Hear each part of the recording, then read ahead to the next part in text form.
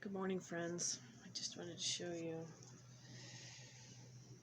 This is Venus. Venus has been not feeling very good. She's actually sleeping right now. I don't think you could tell, but I can tell she's sleeping. She's not feeling very good. I had her spayed yesterday, and poor thing is just she's been, I've been taking care of her all night, and she's just now starting to rouse and eat things, and she just is in and out of sleepiness, and but she's doing okay. She's a little more active this morning than she was last night. I got up early this morning and gave her medicine for pain, and she's just kind of in and out. So but good news is she's eating a little bit this morning. She wasn't eating all night. So anyway, let me put this back in its case before we get started today. Okay, so I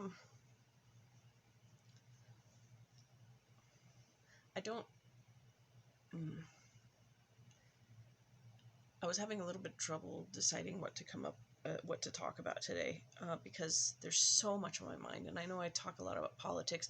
Believe it or not, I hate politics, for the fact that I feel like it plays games with people's lives who are vulnerable, and so as I was taking care of Venus last night, I was watching a documentary on specifically on 1969. And it reminded me of all these movements and stuff of back in that time, which I wasn't alive for. It was before my time. But as it talked to the people that were involved in these movements, I'm just like, wow, here we are again. We're at another place in time where it's the people versus the government. And, the government is abusing its power, and the people are standing up to the government, and the government is just bringing more force. And while there's a certain amount of people that support the government in this repression of certain individuals and groups, for the most part, it feels like we're coming to a head on current social issues. And I've kind of pulled back. I've stopped watching the news, and I've removed myself from looking at things on Facebook, because it's kind of information overload for me. It brings up so much emotion on social issues when I'm trying to deal with some personal emotional stuff as well. And having a chronic incurable illness that I'll have for the rest of my life is one part of it.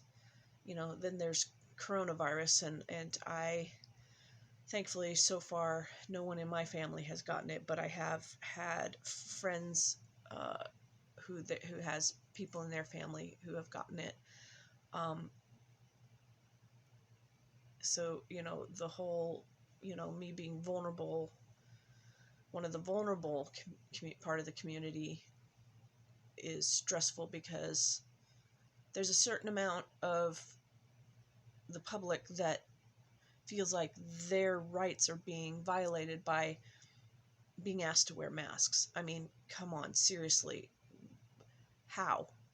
Explain that to me. Because you don't want to wear a mask, because it's a little uncomfortable, whatever. But, and they're saying, well, it's my right not to wear a mask. Well, but is it your right to get vulnerable people sick who may die from it? And that's the big question here. And there are an awful lot of people who don't care if they spread the virus, or some of them don't even believe it's a real thing. It's really interesting to see all the people that don't believe it's a real thing until it hits their family, and all of a sudden it's a real thing. I mean, we're seeing that narrative over and over again. But I've expressed before, I've asked people, please wear a mask, because people like me aren't going to be able to go out into public until everyone agrees to wear a mask. And when I do need to go out, I have to be really cautious, and I'm looking around, and every time I see someone feel a mask, it in my heart and mind, I'm looking like that person cares. And I like so much want to like have a t-shirt made or write it on my car window or something that says thank you for wearing a mask, because I can't be out unless people are wearing masks until they come up with an inoculation or a vaccine. You know, I'm stuck here. This is, let's see, I've been in isolation for 5 months, and I'm going on, this is, well, I'm in the middle of my 6th month of isolation. And you think you were bored during your isolation? Try doing this for 6 months, man. It's really hard to fight the depression of not being able to be out enjoying the summer. I get out a little bit, but not as nearly as much as I like. Well, anyway, when I was looking for some paper to write down my ideas for what I wanted to talk about today, I grabbed this notepad and flipped it back and found something I wrote to myself back in 2018. And interestingly, it's interesting to realize that not much has changed in the last 2 years as far as me internally. But let me read this note for a second.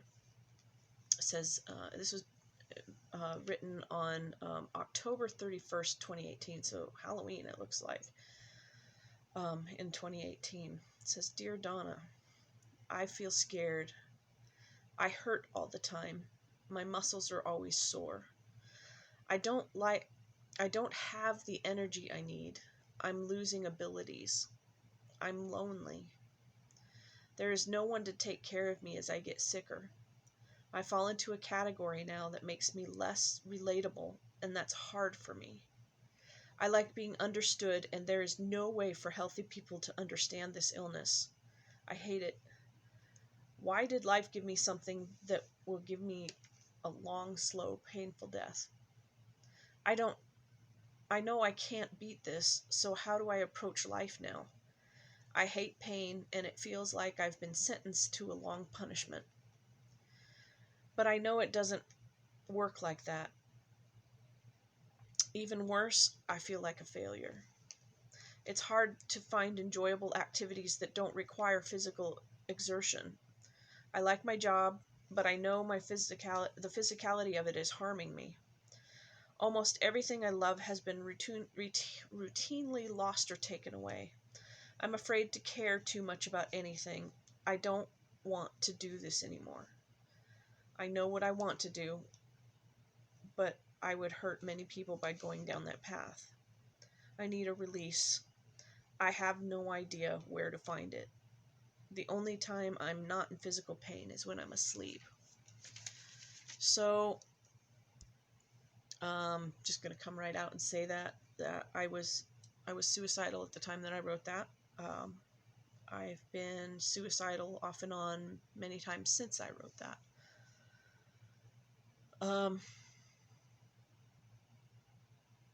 The pandemic only intensifies most of the feelings that I expressed in that letter. And I want to talk about suicide and depression and that sort of thing from the standpoint of the person who is feeling these things. Because oftentimes when we talk about suicide and depression and suicide prevention and all that, we're talking about it from people who have either never experienced it, don't want to talk about it, and want to prevent people from attempting suicide or committing suicide. And often that conversation goes along the lines of, well, you don't want to do that because you'll hurt the people you love. Well, time out.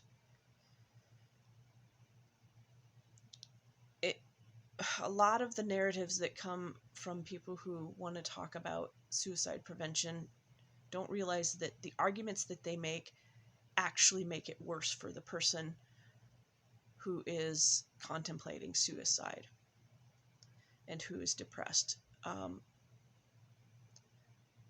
That being said, let me say that not everybody who's depressed wants to commit suicide, and not everyone who's suicidal is necessarily depressed. So it's understandable that you want to make people feel better. But the best way really to do that is to let people feel what they feel instead of telling them they have to fight these feelings. Let them feel sad. Let them feel hurt.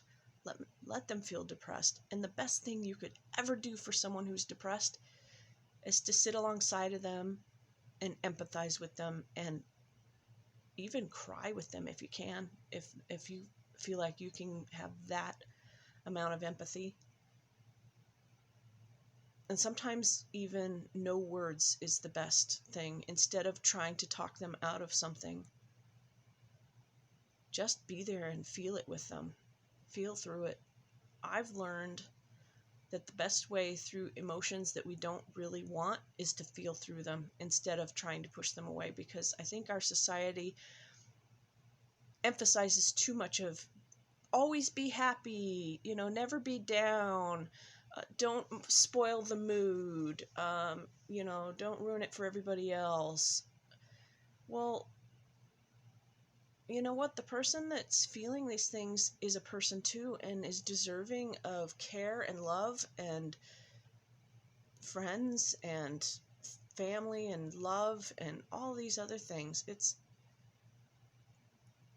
And it's probably because they're not feeling those things from society that they feel that way. And I think one of the most helpful things that I learned about depression is anger turned inward.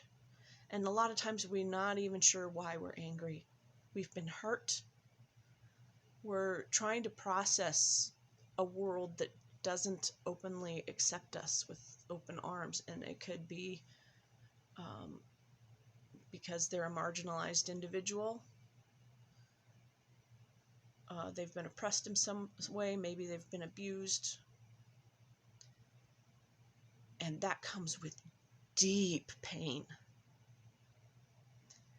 And I've come across people that either can't or won't empathize with that kind of deep pain.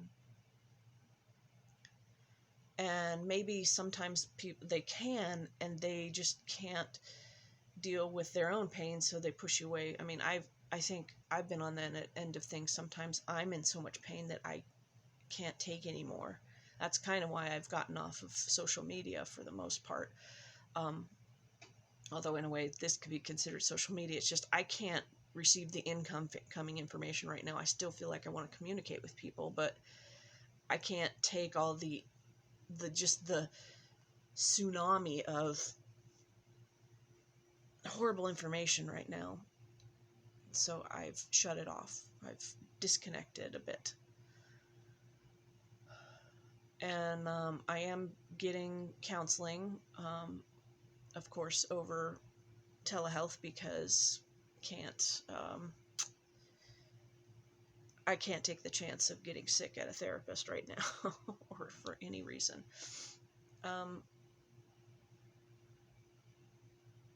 So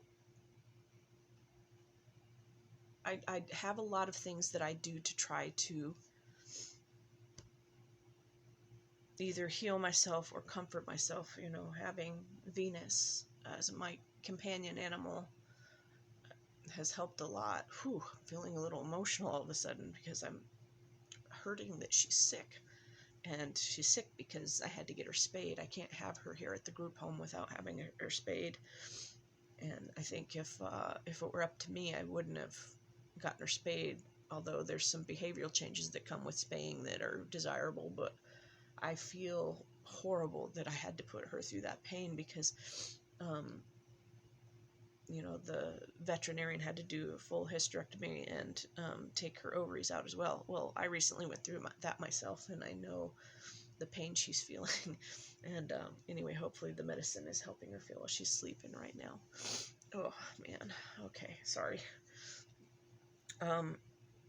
This is a really intense topic for me. But the friends that have helped me the most have been the ones that have just empathized with me and listened and let me feel what I feel, because so often we're taught to hide it. I grew up being taught to hide the negative feelings,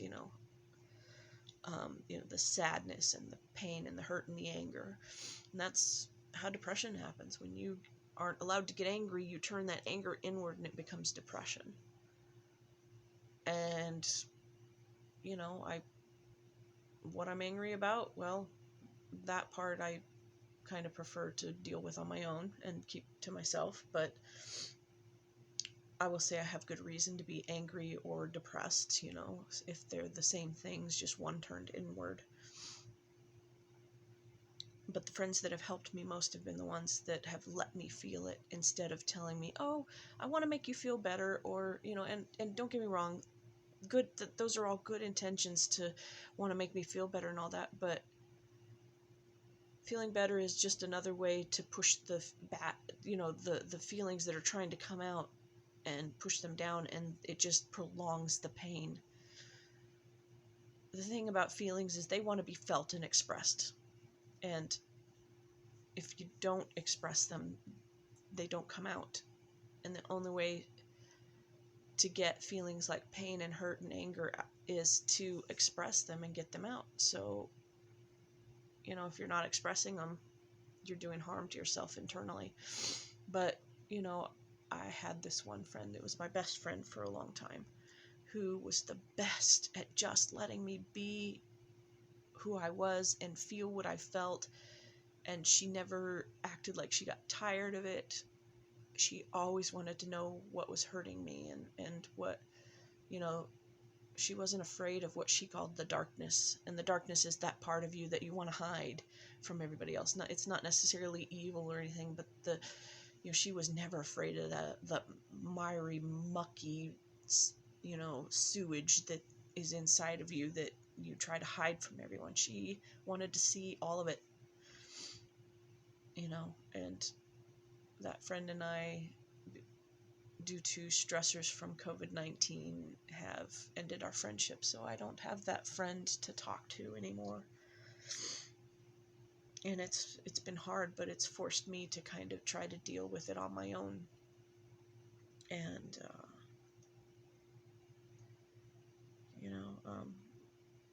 we mutually agreed to end our friendship just shortly before I found out I had a tumor, and I really could have used her support. Thankfully, my family, my mom and my sister, really stepped up and helped me there. But, so when it comes to suicide, sorry, I've been putting off getting to my full point here. When it comes to suicide,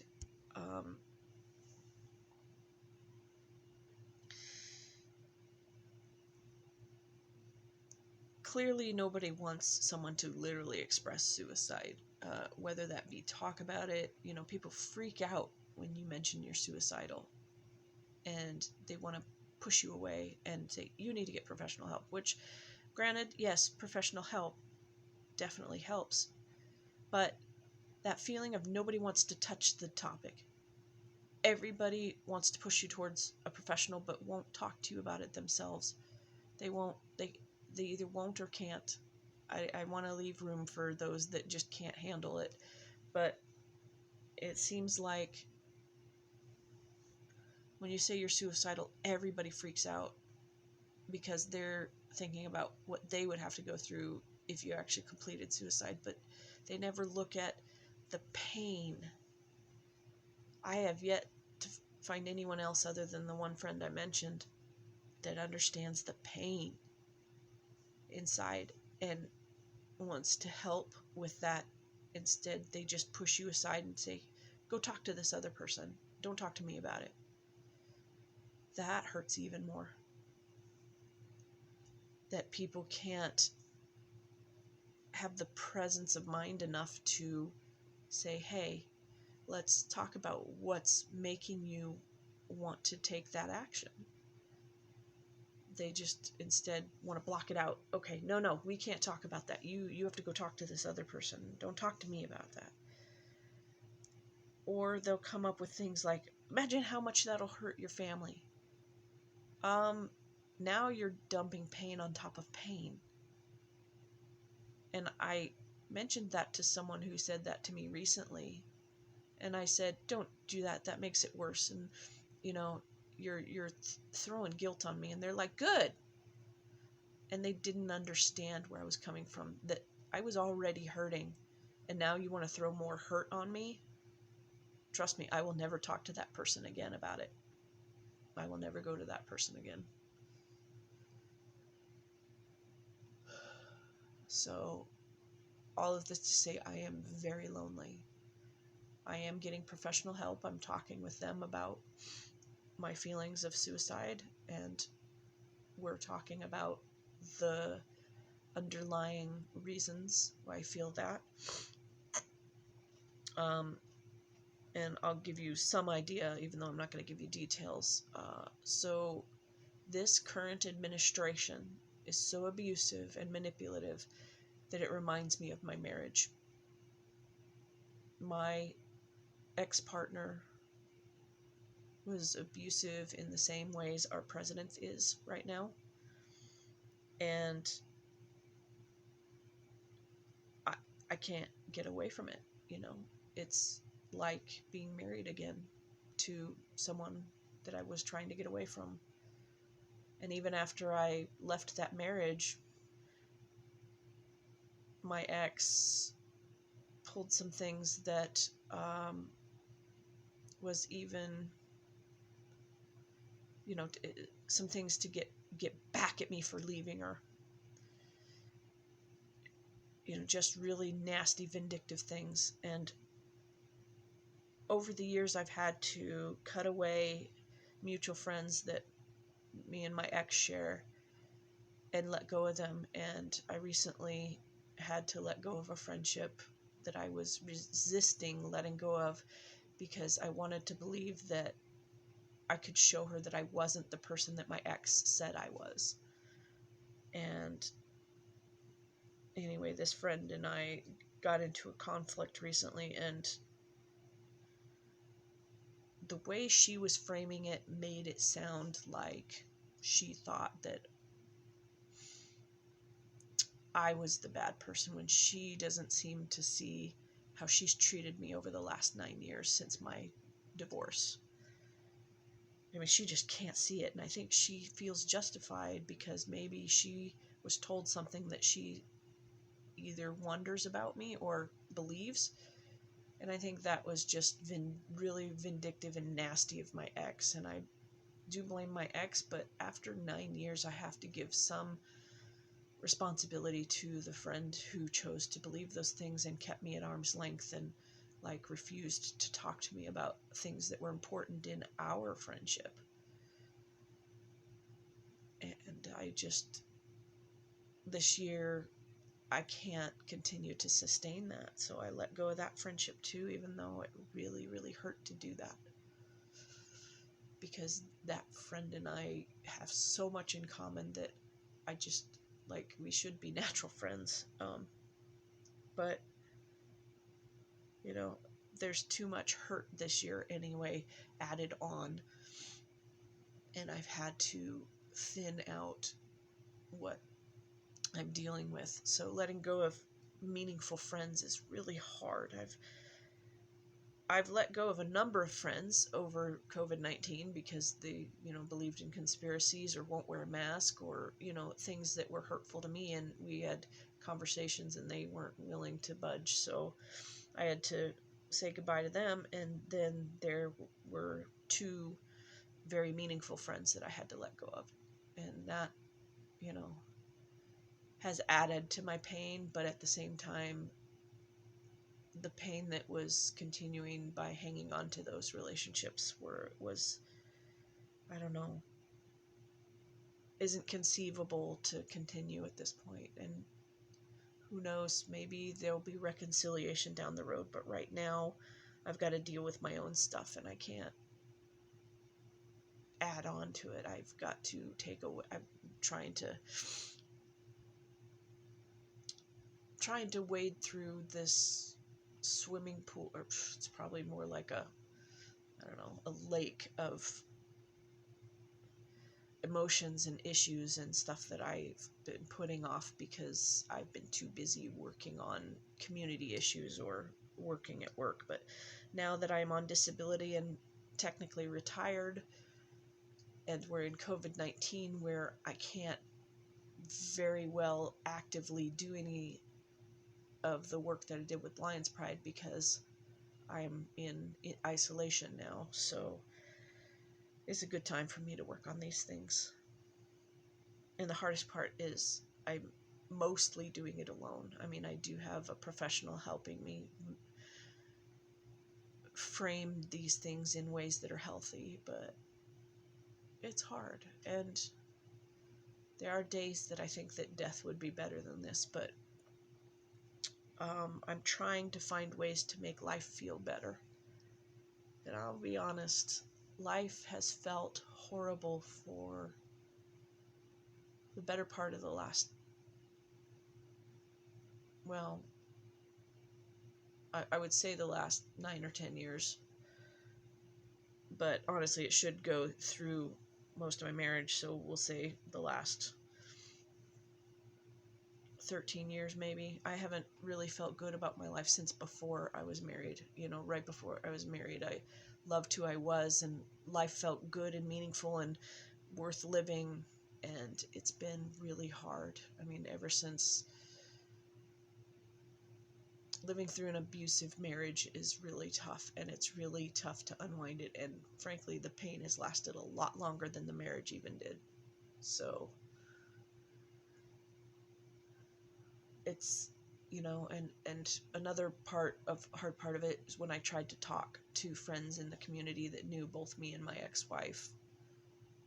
They claimed I was just trying to spread shit about my ex, and they weren't listening to the fact that I was abused and I needed to talk about it.